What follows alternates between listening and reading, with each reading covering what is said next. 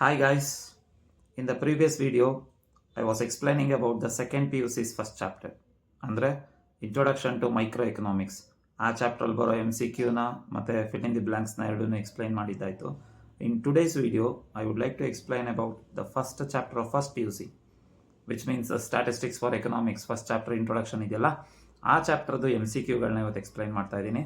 ಬನ್ನಿ ತಿಳ್ಕೊಳ್ಳೋಣ ಏನೇನಿದೆ MCQ ಅಲ್ಲಿ ಈ ಚಾಪ್ಟ್ರಲ್ಲಿ ಅಂತ.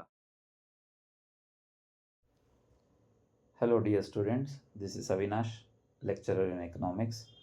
In the previous video, I have explained the first chapter of second PUC syllabus, that is introduction to microeconomics. ಅದನ್ನು ಎಕ್ಸ್ಪ್ಲೈನ್ ಮಾಡಿದ್ದೆ. ಅದರಲ್ಲಿ MCQ ಆಗಿರ್ಬೋದು ಮತ್ತು fill in the blanksನ ಎಕ್ಸ್ಪ್ಲೈನ್ ಮಾಡಿದ್ದೆ.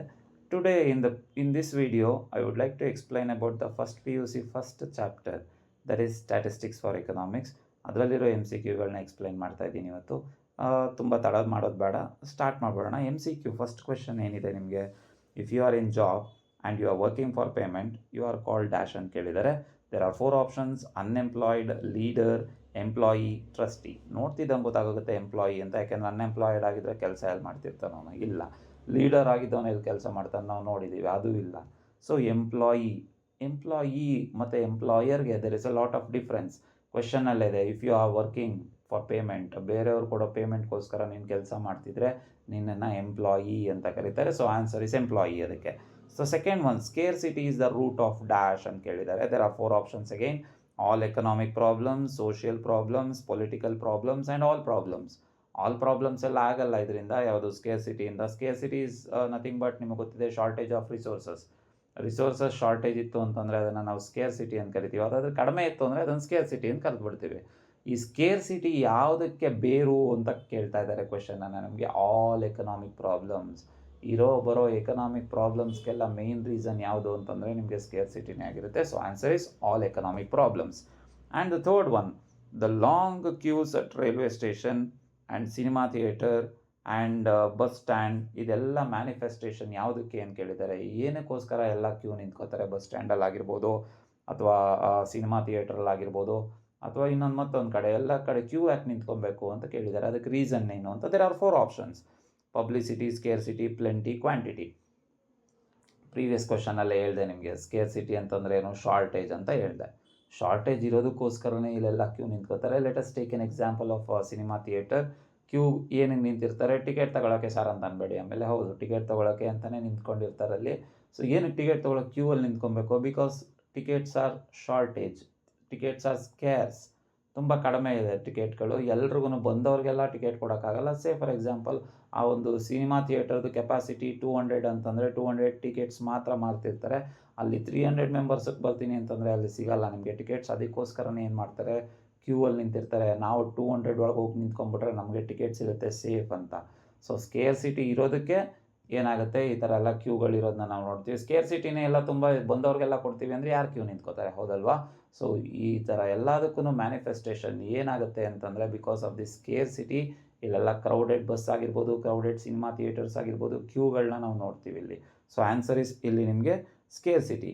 ಇನ್ the fourth question, alternative uses of resources gives rise to the problem of dash ಅಂತ ಕೇಳಿದ್ದಾರೆ. Alternative uses ಅಂದರೆ ಇದಿಲ್ಲ ಅಂದರೆ ಇನ್ನೊಂದು ಯೂಸಿಗೆ ಬರುತ್ತೆ. ಮಲ್ಟಿಪಲ್ ಯೂಸಸ್ ಇದ್ದರೆ ಅದನ್ನು ನಾವು ಆಲ್ಟರ್ನೇಟಿವ್ ಯೂಸಸ್ ಅಂತ ಕರಿತೀವಿ ನಾವು. ಅದು ಆಲ್ಟರ್ನೇಟಿವ್ ಯೂಸಸ್ ಇದ್ದರೆ ಏನು ಪ್ರಾಬ್ಲಮ್ ಆಗ್ಬೋದು ಅಂತ ಕೇಳಿದ್ದಾರೆ. There are 4 options: option A rights, option B price, option C choice and option D chance. Answer choice. ಯಾಕೆ ಚಾಯ್ಸು? ಈಗ ಒಂದು ಎಕ್ಸಾಂಪಲ್ ಕೊಡ್ತೀನಿ. ನಿಮ್ಮ ಹತ್ರ 100 ರೂಪೀಸ್ ಪಾಕೆಟ್ ಮನಿ ಇದೆ ಅಂತ ಅಂದ್ಕೊಳ್ಳೋಣ. 100 ರೂಪೀಸಲ್ಲಿ 100 ರೂಪೀಸ್ ಮೇಲೆ ಏನು ಬರ್ದಿರಲ್ಲ, ನೀವು ಇದಕ್ಕೆ ಖರ್ಚು ಮಾಡಬೇಕು ಅಂತ ಏನು ಬರ್ದಿರಲ್ಲ ಅದ್ರ ಮೇಲೆ. ಅದನ್ನು ನೀವು ಯಾವುದಕ್ಕೆ ಬೇಕಾದ್ರೂ ಖರ್ಚು ಮಾಡ್ಬೋದು, ಹೌದಾ? ಆದರೆ ಇರೋದು ಮಾತ್ರ 100 ರೂಪೀಸು. ನಿಮ್ಮ ಹತ್ರ ತುಂಬ ವಾಂಟ್ಗಳಿದೆ ಅಂತ ಅಂದ್ಕೊಳ್ಳೋಣ. ಅದರಲ್ಲಿ ಯಾವುದಕ್ಕೋಸ್ಕರ 100 ರೂಪೀಸ್ನ ಖರ್ಚು ಮಾಡೋದು ಅನ್ನೋದು ಪ್ರಾಬ್ಲಮ್ ಬರುತ್ತೆ ನಿಮಗೆ. ಚೂಸ್ ಮಾಡಬೇಕು ನೀವಾಗ. ಯಾವುದಕ್ಕೋಸ್ಕರ ಖರ್ಚು ಮಾಡಲಿ 100 ರೂಪೀಸ್ನ? ಇದೆ ಸೇವಿಂಗ್ಸ್ ಮಾಡ್ತೀನಿ ಸರ್, ನಾನು ಯಾವುದಕ್ಕೂ ಖರ್ಚು ಮಾಡಲ್ಲ ಅಂತಂದರೆ ಅದು ನಿಮ್ಮ ಇಷ್ಟ. ಆದರೆ ಇಲ್ಲಿ ಯಾವುದಕ್ಕಾದ್ರೂ ಖರ್ಚು ಮಾಡಲೇಬೇಕು ಅಂತಂದಾಗ ನೀವು ಪರ್ಟಿಕ್ಯುಲರಾಗಿ ನಿಮ್ಗೆ ಯಾವುದೋ ಒಂದು ವಾಂಟ್ ಇದೆ, ಅದಕ್ಕೋಸ್ಕರನೇ ಇದೆ ದುಡ್ಡು ಅಂತಂದರೆ ಅದಕ್ಕೋಸ್ಕರ ಖರ್ಚು ಮಾಡಿಬಿಡ್ತೀರಾ. ಬಟ್ ನೀವು ಡೈಲೆಮಾದಲ್ಲಿದ್ದಾಗ 100 ರೂಪೀಸ್ನ ಯಾವುದಕ್ಕೋಸ್ಕರ ಖರ್ಚು ಮಾಡ್ತೀರಾ? 3 ವಾಂಟ್ಗಳು ತುಂಬ ಇಂಪಾರ್ಟೆಂಟ್ ಇರುತ್ತೆ ಅಂತಲೇ ಅಂದ್ಕೊಳ್ಳೋಣ. ತುಂಬ ಹೊಟ್ಟೆ ಹಶ್ವಾಗ್ತಾ ಇರುತ್ತೆ, ಹೋಟೆಲ್ಗೆ ಹೋಗಿ ಊಟ ಮಾಡೋಣ ಅನಿಸ್ತಿರುತ್ತೆ ನಿಮಗೆ, ಇಲ್ಲ ಬೋರ್ ಆಗ್ತಿದೆ ಮೂವಿಗೆ ಹೋಗೋಣ ಅಂತ ಅನಿಸ್ತಿರುತ್ತೆ. ಎರಡೂ ಇಂಪಾರ್ಟೆಂಟ್ ಆಗಿರುತ್ತೆ ನಿಮಗೆ. ಅವೆರಡರಲ್ಲಿ ಯಾವುದಕ್ಕೋಸ್ಕರ ಖರ್ಚು ಮಾಡ್ತೀರಾ ಅನ್ನೋದೇ ಪ್ರಾಬ್ಲಮ್ ಆಫ್ ಚಾಯ್ಸ್. ಯಾವುದಕ್ಕೋಸ್ಕರ ಮಾಡಲಿ ಗುರು, ಇರೋ 100 ರೂಪೀಸ್ ಬರೀ ಯಾವುದಕ್ಕೋಸ್ಕರ ಯೂಸ್ ಮಾಡೋಣ ಇದನ್ನು ಅಂತ ಬರುತ್ತಲ್ಲ ಪ್ರಾಬ್ಲಮ್ಮು, ಅದನ್ನೇ ನಾವು ಪ್ರಾಬ್ಲಮ್ ಆಫ್ ಚಾಯ್ಸ್ ಅಂತ ಕರಿತೀವಿ. Because of the alternative uses ಈ ಪ್ರಾಬ್ಲಮ್ ಆಫ್ ಚಾಯ್ಸ್ ಬರೋದು. ಒಂದೇ ಒಂದು ಯೂಸ್ಗೆ ಅಂತ ನೀವು ಆಲ್ರೆಡಿ ಡಿಸೈಡ್ ಆಗಿದ್ರೆ ಅದು ಆಲ್ಟರ್ನೇಟಿವ್ ಯೂಸಸ್ ಅಂತ ಅನ್ನಿಸ್ಕೊಳ್ಳೋದೇ ಇಲ್ಲ. ಇದೇ ಆಲ್ಟರ್ನೇಟಿವ್ ಯೂಸಸ್ ಬಂತು ಅಂತಂದರೆ ಆಬ್ವಿಯಸ್ಲಿ ಅಲ್ಲಿ ಪ್ರಾಬ್ಲಮ್ ಆಫ್ ಚಾಯ್ಸ್ ಬಂದೇ ಬರುತ್ತೆ. ಸೊ ಆನ್ಸರ್ ಇಸ್ ನಿಮಗೆ ಪ್ರಾಬ್ಲಮ್ ಆಫ್ ಚಾಯ್ಸ್. ಇನ್ನು 5th ಕ್ವೆಶನ್ ನೋಡೋದಾದರೆ ನಿಮಗೆ, this subject is mainly study of mankind in the ordinary business of life. ನೀವು ಆಲ್ರೆಡಿ ಇದನ್ನು ಓದಿರ್ತೀರ. ನಿಮಗೆ ಆಲ್ಫ್ರೆಡ್ ಮಾರ್ಷಲ್ ಅವ್ರದ್ದು ಇದು ನಿಮಗೆ ಕೊಟ್ಟಿರೋ definition economics. What you mean by economics according to Alfred Marshall ಅನ್ನೋ ಕ್ವೆಶನ್ ಇದೆ, ಅದನ್ನೇ ನಿಮಗೆ ಇಲ್ಲಿ ಕ್ವೆಶನ್ ಹಾಕೊಟ್ಬಿಟ್ಟಿದ್ದಾರೆ. So obviously the study of ಮ್ಯಾನ್ಕೈಂಡ್ನ ನಾವೇನಂತ ಕರಿತೀವಿ ಅಂತಂದರೆ, ಎಕನಾಮಿಕ್ಸ್ ಅನ್ನೋ ಸಬ್ಜೆಕ್ಟು ಯಾವಾಗಲೂ ಮ್ಯಾನ್ಕೈಂಡ್ನ ಸ್ಟಡಿ ಮಾಡುತ್ತೆ ಇನ್ the ordinary business of life. So ಇದಿಷ್ಟು 5 MCQಗಳು ಫಸ್ಟ್ ಚಾಪ್ಟ್ರಲ್ಲಿ ಬರುವಂಥದ್ದು. ನಿಮಗೆ ಈ 5 ಬಿಟ್ಟು ಬೇರೆ ಇನ್ಯಾವುದೇ ಕ್ವೆಶನ್ಗಳು ನಿಮಗೆ ಎಕ್ಸಾಮ್ ಬರಲ್ಲ. ಈ ಚಾಪ್ಟ್ರಿಂದ MCQ ಆಗಿ ಇನ್ಯಾವ ಕ್ವೆಶನ್ಸ್ಗಳು ಬರಲ್ಲ.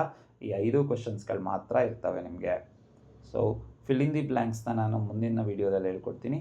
Thank you very much.